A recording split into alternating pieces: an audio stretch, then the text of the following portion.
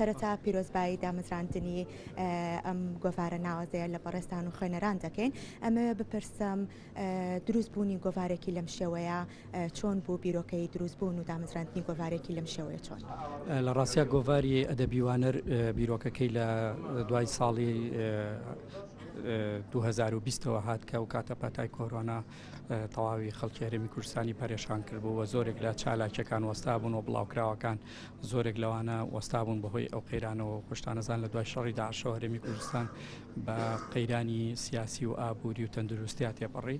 لەبەرەوە من بیرم لەوە کردەوە کە گۆڤارێکی ئەدەبی وا توانێ هیوایەکی تازە بێ هەم بە چالاکی ئەدەبیەکان هەم بە ژیان و هەم بە قەڵەمی نووسەرانیش کە لەو ماوەیە هەمویان لە ماڵەوە بوون و نووسینێکی زۆریان نووسی بوو بەهۆی ئەو کاتانەوە هەیان بوو. ئەو بوو لە دوای ساڵی لە سەرەتای ساڵی 2021 من پەیوەندیم بە یەکێ لە دۆستە نزیکەکانی خۆمەوە کرد کە بیرۆکێکی وام هەیە، بەس پێویستم بە سپۆنسەرێکی مادیە. ئەوە بوو ئەویش کەسێکی پێناسانم بە ناوی دکتۆر تاها ڕەسوڵ کەوتی ئەو سپۆرتی ئەم جۆرە کارانە زۆرەکە. من پەیوەندیم لەگەڵ دکتۆر تاها ڕەسوڵا گرت و دانیشتیم پێکەوە، باسی بیرۆکەکەم بۆ کرد، باسی شەکانی خۆم بۆ کرد، باسی گرنگی شەکەم بۆ کرد. ئەویش یەکسەر ڕازی بوو بەوەی کە سەپۆرتی ئەو کارە بکە.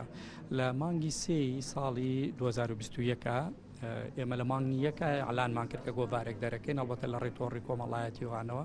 لە مانگی سێی ساڵی 2021 ئێمە یەکەمین ژماری گۆڤاری ئەدەبی وانەرمان ناساند و بڵاومان کردەوە بە دیاری بەخشیمان بە خوێنەران.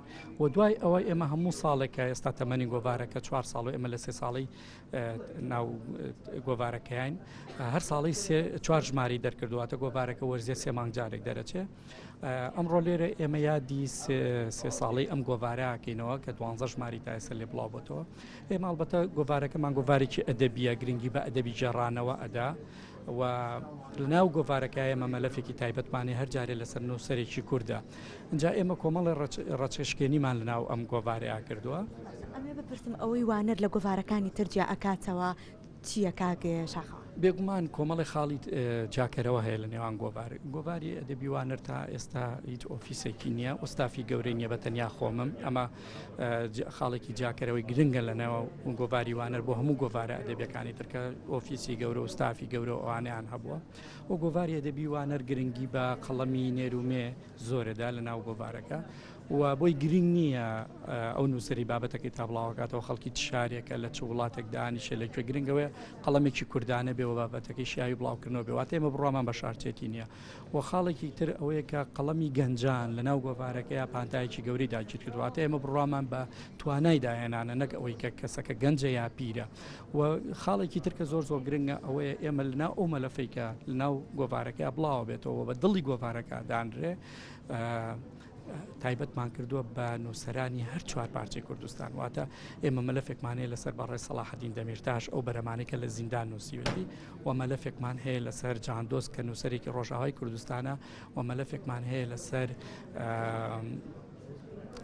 یەکێ لە نووسەرەکانی ڕۆژهەڵاتی کوردستان بە ناوی سەید قادری هیدایەتی و بەختیار عەلی و بەیان سەلمان و ئازاد سوبحی و ئەوانش لە ناو گۆڤارەکە خەڵکی باشوورن. واتە هەوڵمان داوە گۆڤارەکە کۆکراوی هەر 4 پارچەی کوردستان بێ و بێتە گۆڤارێکی ئەدەبی نەتەوەیی.